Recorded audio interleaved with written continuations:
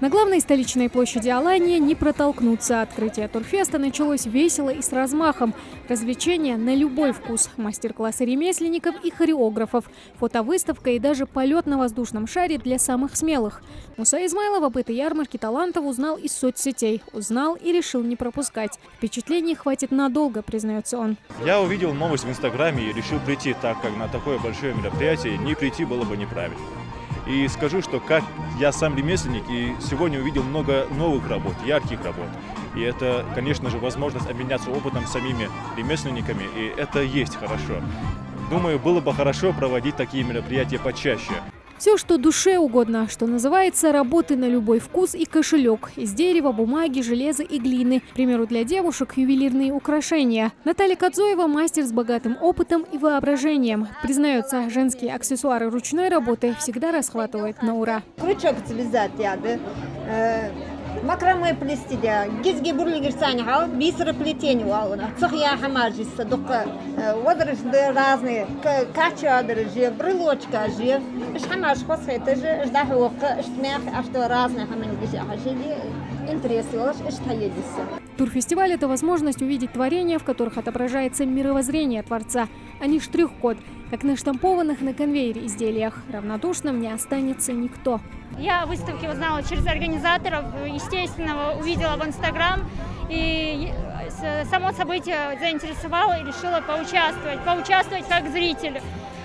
Очень насыщенная, яркая обстановка, настраивает на позитив, и приятно окунуться в такую атмосферу, приятно окунуться в нашу культуру, потому что здесь выставлены экспонаты в национальном стиле. Не только попробовать и купить, но и попытаться сделать самому, примерить на себя роль заправского ювелира или даже хореографа. Сегодня возможно все. Главное, немного усердия, и все получится. Теперь поворот сюда, смотри. Вот так сюда. Поворачивайся. Нет, не туда.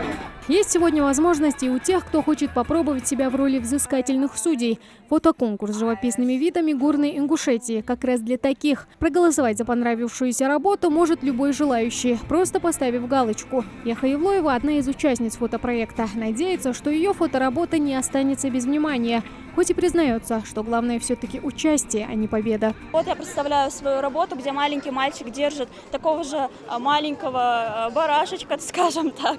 Но мне кажется, это очень милая работа, не могу перехваливать именно свою. Мне кажется, каждая работа здесь по-своему хороша. Республиканский фестиваль экологического туризма с говорящим названием «Наедине с природой» – это финишная часть грандиозного праздника, приуроченного к открытию туристического сезона в республике. Открыть летний туристический сезон посредством сегодняшнего мероприятия.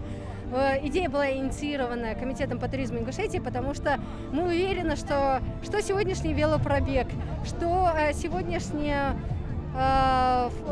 подведение итогов фотопроекта конкурса, это станет прекрасными задатками для того, чтобы брендировать каждое открытие сезона подобными интересными проектами. Море эмоций и впечатлений. Так и полагается встречать летний туристический сезон, с открытием которого пришлось повременить из-за эпид-обстановки. Тамара Хшагульгова, Магомед Шаухалов, Новости 24.